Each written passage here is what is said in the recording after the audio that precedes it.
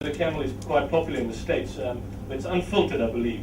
If you look at this image clearly, you won't pick it up. But if you look at the foreleg of the camel, there's an image which is indelibly implanted. In every single particular camel advert, it's there. The image is clearly there. What is the image?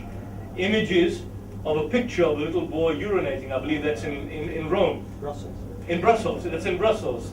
And that's etched onto the particular camel, on the foreleg of the camel. Now you see it for the first time, you basically see the shade, the brown shade, but your subconscious has picked it up. So the point I'm trying to emphasize, and sometimes I might add, these images are so crude as to be at times pornographic. We won't go into that. But this is just two examples that I basically want to share with you to say that at a particular level, we need to step aside. We need to stay back, look behind what we find, and see, is there something behind the scenes? Is there something controlling? Is there something manipulating? Is there something deciding what our thought patterns and our train of thinking should be or should not be?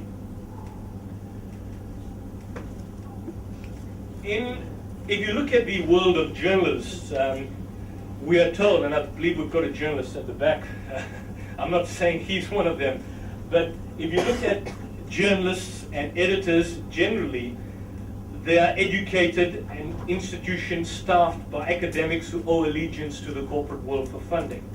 Media houses, by and large, are dependent on corporate financing. There's a heavy amount of reliance placed on corporate advertising. And so, as a result of that, you'd find most of the mainstream news fed tightly by controlled news agencies, Reuters, Associated Press, Agence France Presse, AFP, and so on. And what you have is that these wire news come with certain selected information, and that information is basically sent out and filtered, and particularly what the public wants to hear, what they're made to see. So as a result of that, when you control the information pathway of people, you can think or manipulate them to basically demonize the other. In the 50s in Kenya, if you look at Kenya, in the story of the Mau Mau, in London, there were a series of satirical cartoons which were appearing on the Mau Mau. They were presented with dreadlocks and presented like big black monsters and so on. And subsequently, you had the slaughter in Kenya, which was basically committed by the troops that were based in Kenya. And the public thought nothing about it. It was nothing because the demonization process had already been in place.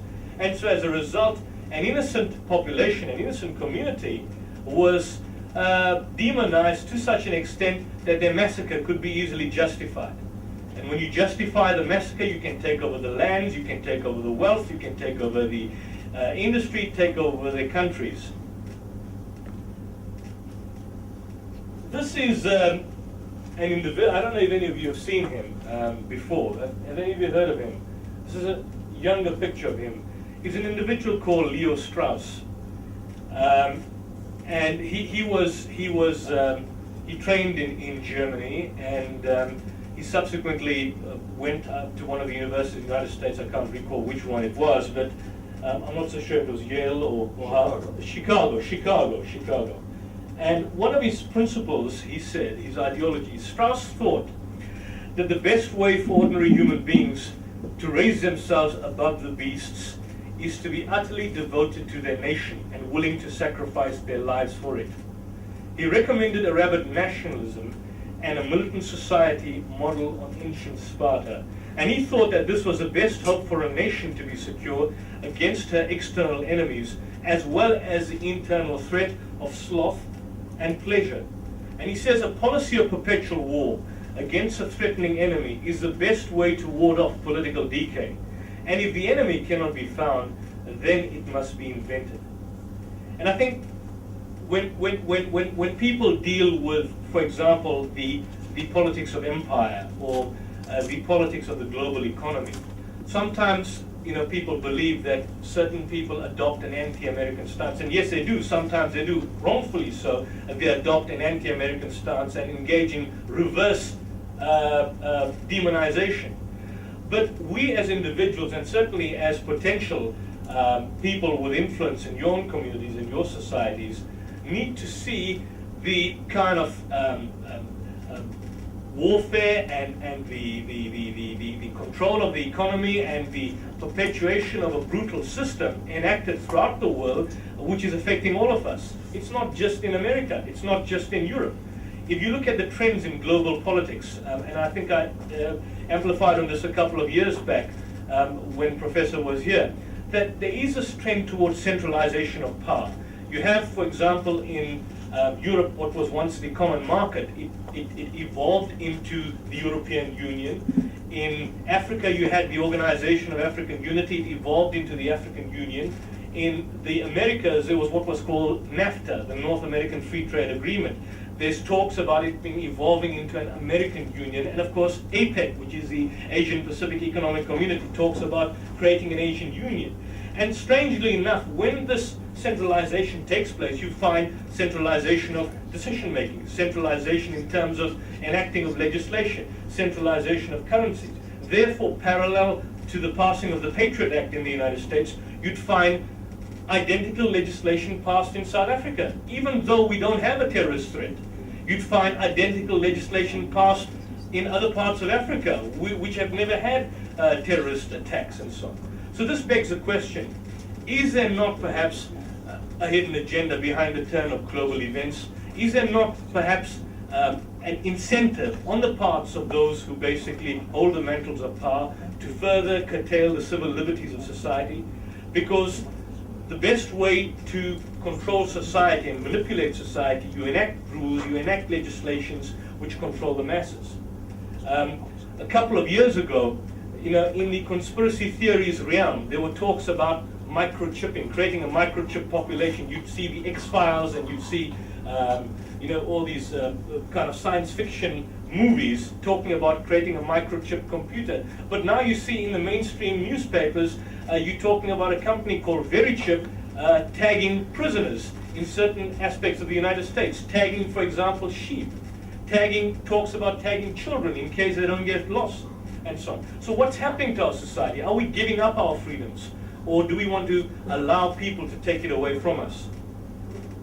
This is what you have in society, that a society is basically kept at the edge all the time. Any society which is in fear would obviously give up its particular ability to be independent and to think, and give itself to the mass, to the leaders that be. So, for example, you create the levels of fear in community. What happens when a community is fearful? What happens when it's in constant fear? It looks to security.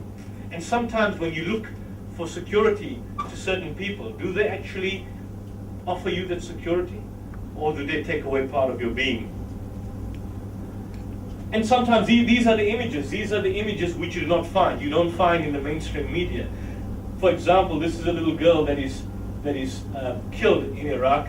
That is basically justified on the basis of political expediency. In the United States, for example, there's a large movement in the States amongst the academics, amongst academia, which is standing up and seeing the harm that is being perpetrated by the powers of empire and so on. But at the same time, there are moves to basically bring down this particular movement. That movement, and that's through means of creating, in academic institutions, you have checks on certain professors. There are basically rules, regulations. But Norman Finkelstein, you've heard of Norman Finkelstein. Anyone heard of Norman Finkelstein?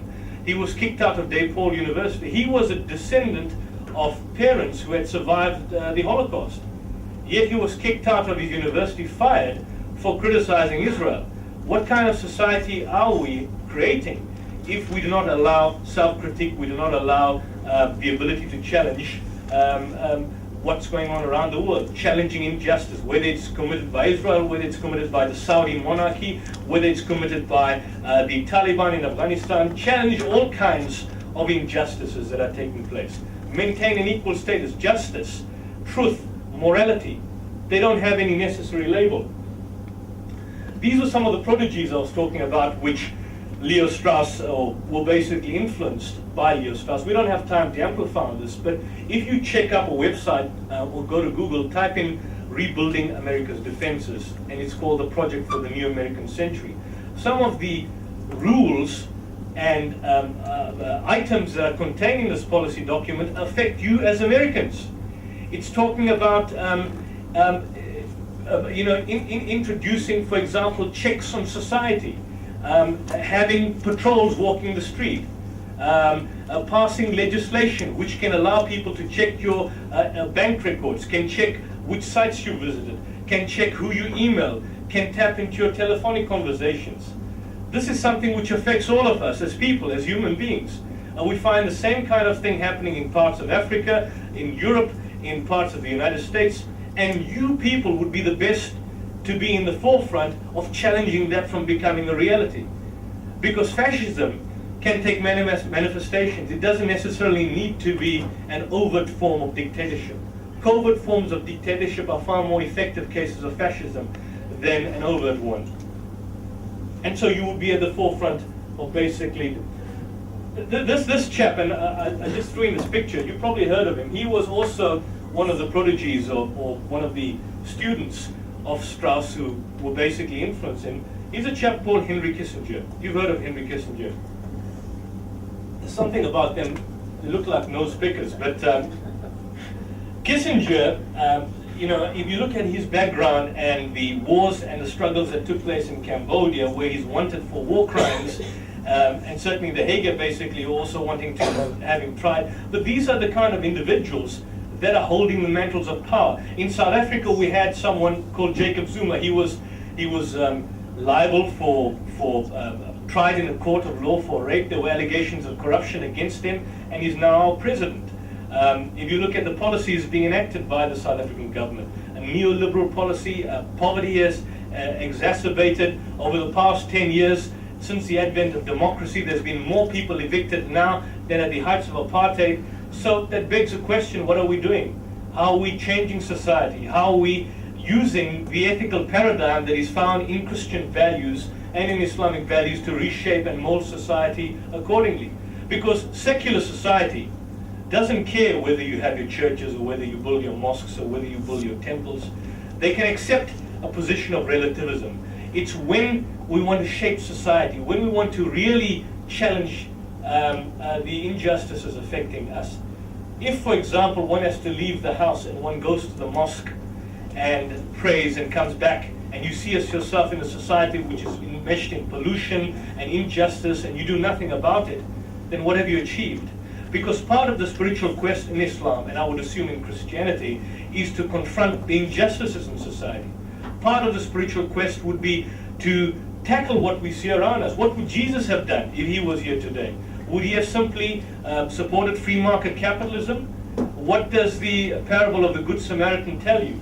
What does further parables where Jesus says that he would, who asks you for your coat, you give him your entire cloak? What does this tell you? Does this basically, would he have been supportive of neoliberalism? Would he have been supportive of the IMF or the policies of the World Bank or the different foundations? Or would he have basically placed himself in a particular manner which would seek to undo the harms caused in society? And so that's what we have. That's what we have in society. This was something which I picked up. One of my favorites. Oh shit, he's even dumber than I thought. But it's people who say that Bush was in control. It wasn't really Bush in control. It was people behind him. I mean, someone who couldn't tie his own shoelace. You can tell me this, of course, look like good blood brothers, probably engaging in good family meetings. Or you could probably question him. And now we have something in society. I picked this up on, you're obviously familiar with the design around him. It's the Joker from The Dark Knight. I found The Dark Knight one of my favorite movies because it deals with the kind of angst that you find in society. It deals with what happens when chaos shapes society. When for example, you have an individual like the Joker writ large to cause that chaos and arising out of a particular context. He comes from a context where there's corruption, where there's, for example, an established order that basically dictates how society should be. And interestingly enough, the more that you have violence which is being perpetrated by the Batman, the violence basically increases. So there's more violence that takes place all the time. So can violence curb violence, or do you need some other alternative?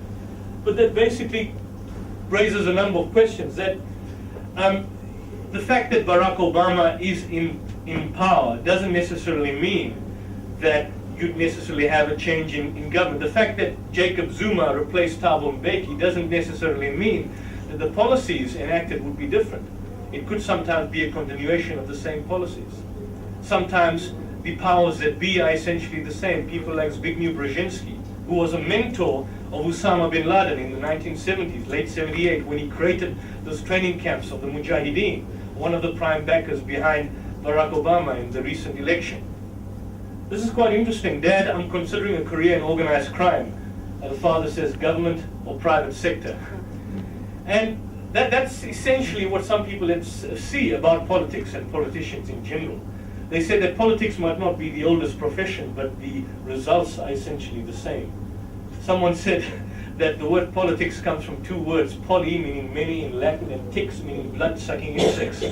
And you have many blood-sucking insects coming and taking over our lives and ruining our lives and causing destruction and affecting us in how we live and what we do. So is it the same, or are they just simply different sides of the same coin? The Democrats and the Republicans, do they really have different policies? This was a fellow countryman of yours, and I'd just like to end on this because I know time is at a premium. He made a question, or he raised certain questions, and if you studied his life at the forefront of the civil rights movement, and these statements made by him is something which we should accept and internalize. He says, cowardice asks the question, is it safe? Expediency asks the question, is it politic? Vanity asks the question, is it popular? But conscience asks the question, is it right? And there comes a time that one must take a position that is neither safe, nor politic, nor popular, but one must take it because it is right.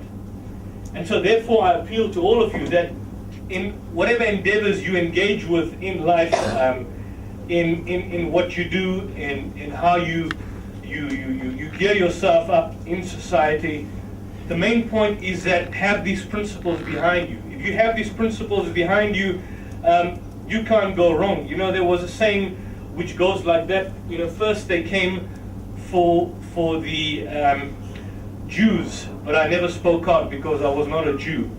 Then they came for the Christians, but I did not speak out because I was not a Christian. Then they came for the communists, but I did not speak out because I was not a communist. Then they came for me, and there was no one left to speak out for me. And so we as individuals should embrace this global humanity amongst us, as opposed to creating artificial barriers and polarizing each other. Because at an essential level, we are all the same. At an essential level, we have the same kind of values, the same morality, the same ethics, same belief in one God. There's no different. I know your professor was telling me yesterday that he said some Muslims would view Christians as polytheists. I don't view Christians as polytheists. I view you as monotheists.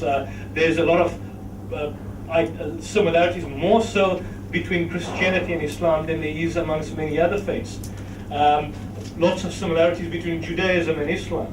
And so I would appeal to us that embrace our common humanity, and in doing so, create a better society for all of us and for our fellow men. So with these words, I'd like to leave you. It is a privilege and indeed an honor for us to basically meet all of you here.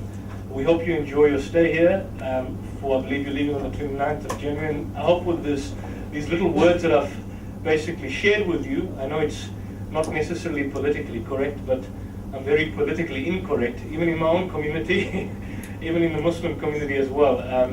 But I think we need to be open enough to look at different points and different perspectives, and in doing so, of course, we can create better people amongst us. So thank you for your time, and of course, if there's any questions that you might have, again, the floor is open.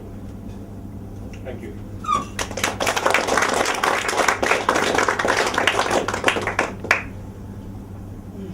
I don't know, Sister Shanaz, if you want to say a few words, you're also free to say anything. Coming across the road from the mosque, there were a couple of questions just about about women in the sense that in some of the homestays that you've had, there have been different opinions about women and what they can and can't do within Islam. So I just want to mention that very briefly. And one of the statements that was made to me, because I remember Yusuf mentioned in the mosque, women can come to the mosque and they can pray, etc. And one of the young ladies said to me, but in the home that I was in, I was told women don't go to the mosque. So which way is it? Okay, at the end of the day, women, as Yusuf has said, there is equity amongst the Muslims. There is nothing different between us. Muslim women can go to the masjid just like the Muslim men. In the time of the Prophet, the woman went to the mosque. And how do we know this? Well, because in the hadith and the sayings of the Prophet, we are told that the woman prayed behind the men, and Yusuf gave you those reasons because of the distraction. And when the mosque was a place of community, the politics took place, their social interaction took place, community, admin, everything was discussed there. There was debate always. The mosque was always the center of the community. And women would stand up and they would ask the Prophet questions. And we know this because the Prophet would say, or somebody would say, a woman with a long nose stood up and asked the Prophet such and such. So we know that the women were with the men in the mosque at all times. So the women are allowed to go to the mosque to pray. There is nothing preventing them, except when they have their menstruation, they may not go into the mosque because they would be considered unclean. And this is similar as well with the Jews. They do not go into the synagogue or cannot do certain things at that time either. And if you look in the Bible, in the Old Testament, it is the same for the Christians as well. If you're looking at the Old Testament, it's exactly the same. And obviously the woman is always considered the nurturer, the caregiver. She is the one who predominantly brings up the children. And so therefore it becomes a lot more difficult for her to always attend the mosque. So she will read a lot of her prayers at home. She can do that. She does. It's not compulsory for her to go to the mosque, where it is more incumbent on the men to go to the mosque. So yes, women can go to the mosque. There is nothing stopping them. Unfortunately, amongst certain cultures, and people may not like it if I say it, but amongst Indo-Pak culture, women are dissuaded from going to the mosque. So in Durban, there are very, very few mosques that have a place for women to read. The mosque we were in does not have a place for women to read. Okay? It is the biggest mosque. It does not have a place for women to read. But there are places, and the areas are very tiny for women. But in Cape Town, and most of the Muslims in Cape Town are of Malay descent, and the majority of the mosques in Cape Town have plenty of space for women to pray.